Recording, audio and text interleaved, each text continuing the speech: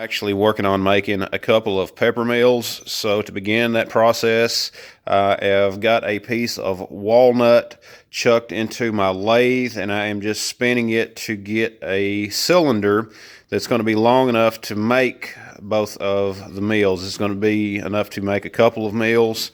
And you know, there's someone that has been wanting me to make these for them for a while, and I'm finally getting around to making them.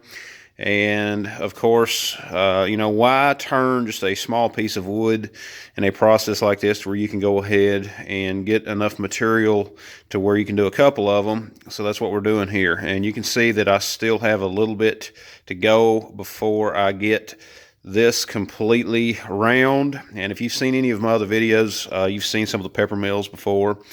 But what we're going to be doing in this video is just showing how that we make them. This started out as a piece of firewood, and you can get some amazing things out of firewood these days. You just got to be willing to put the work in it.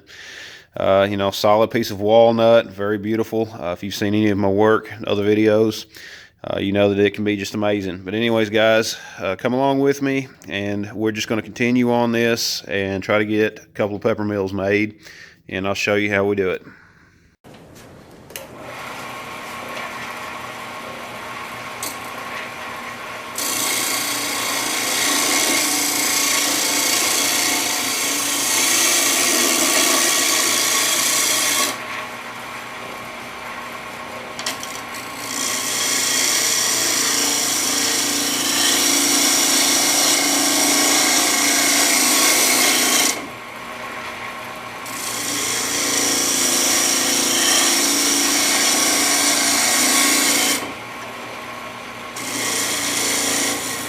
I've had people ask me about my lathe, and this is nothing very fancy.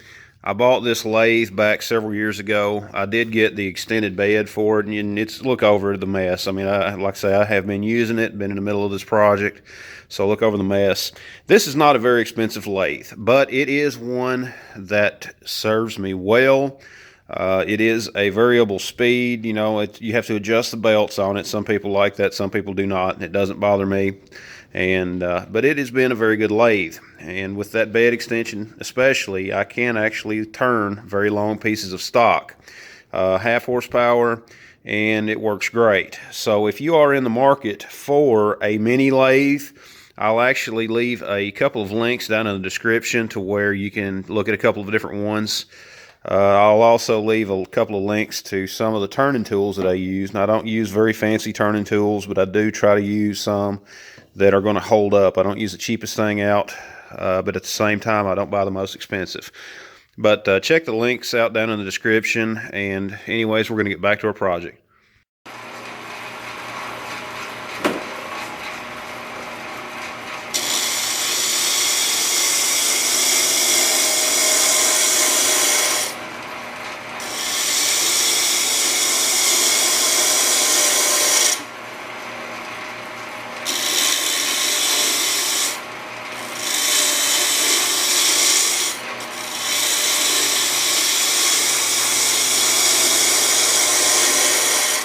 All right, guys, we are now down to working on the last pepper mill, and just something a little bit unique. It's part of the fun is to you know, try to figure out different ways of doing this, different ways of making them look. So here we go with this one. Let's just pick up our tools, start spinning, and see what we get.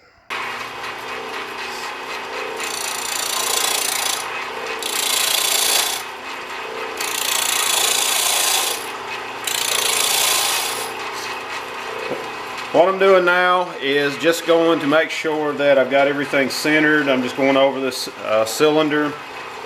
We've got it chucked in on the lathe pretty well, but I want to make sure that everything is true round. So just by going over it very lightly with the tools, that way I can make sure that we have a good work surface. Just want to ensure that everything is just as round as possible. I don't want this to be oval shaped, I want it to be round.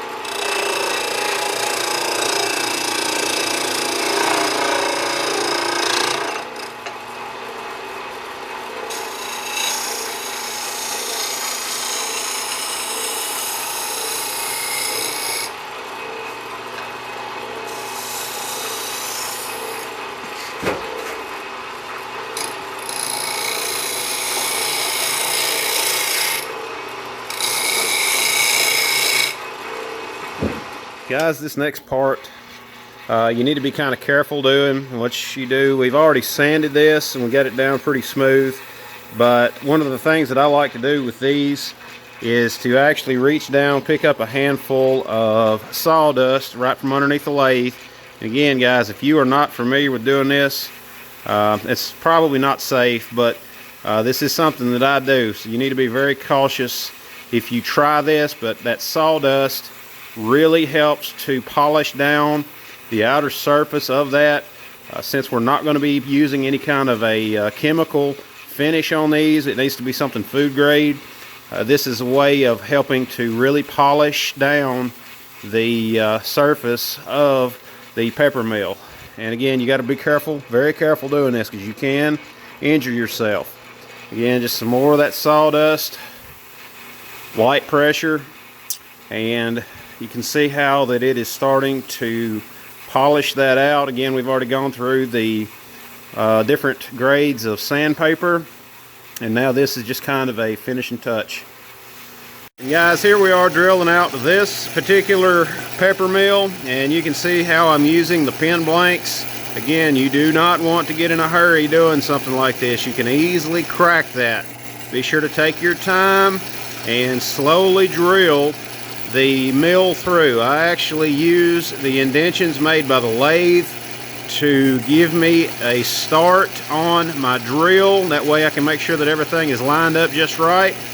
And using these pin blanks, it kind of helps to stabilize this. I'll drill halfway through, then I will turn the piece over and drill the other half. Do not get in a hurry. When you get to the point of where the two halves meet, that's where you can end up cracking the pepper mill. If you try to force that bit through there, you can end up cracking it, so be careful. Alright, I can feel that the bit is starting to get to the point of breaking through, so I'm just going to ease. You can see that I'm just kind of slowly working that bit through there. I want to just take it easy and until it breaks all the way through. Once it breaks through, we will stop and check our work. You can see here we are through.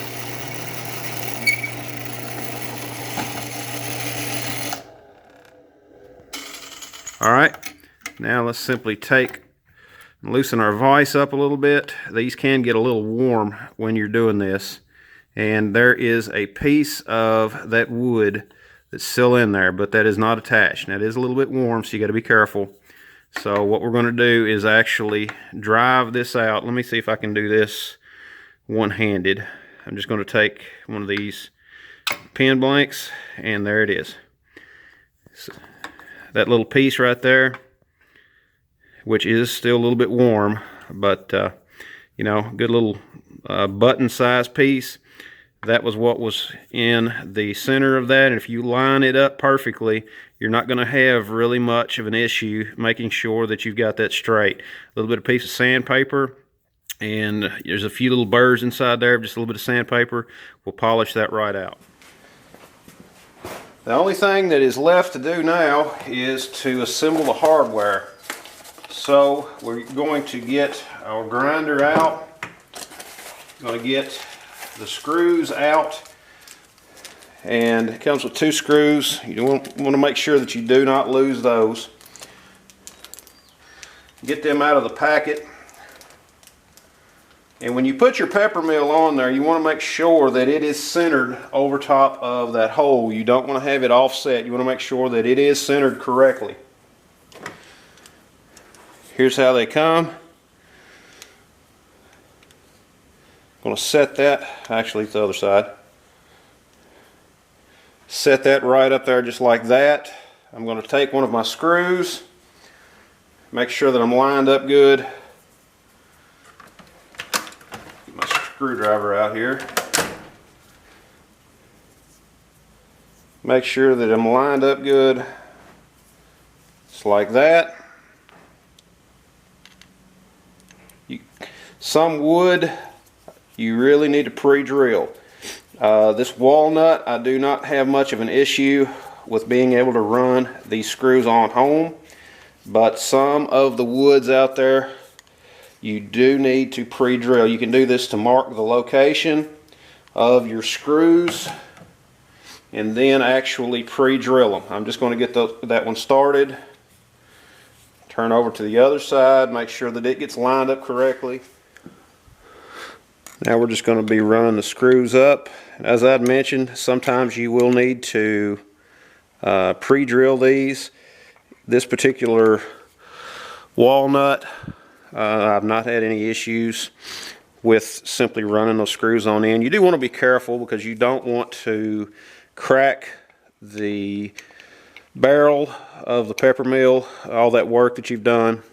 It would be kind of a bad way to do it. You can coat these, you know, just a little bit of something, but again, I've never had any trouble.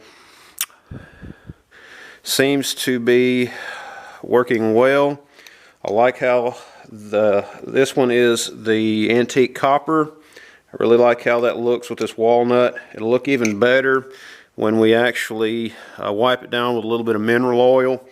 Now you'll notice the handle is opposite of where we need it to be. That's how this hardware is shipped from the factory. We just take that loose, turn it right around just like that. Put this cap back on. You don't want to over tighten it. Just like that.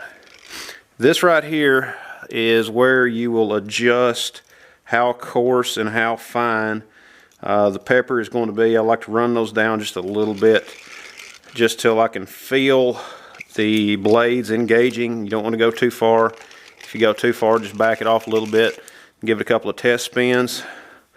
Now we're just going to finish everything up, wipe everything down with oil, and go from there. Alright guys, here is the completed pepper mills. You can see one of them, of course, in antique brass, the other one in the antique copper. Both of these are made using walnut, and that is exactly what the lady wanted. So you can see here we did a couple of different designs. One is actually a little shorter than the other also. I think that worked out well, and that way one can be used for one spice, another for another spice. You know, having just a little bit of difference in these. I have done them with one with a lighter wood and one with a darker wood before, so that's something that I do occasionally do.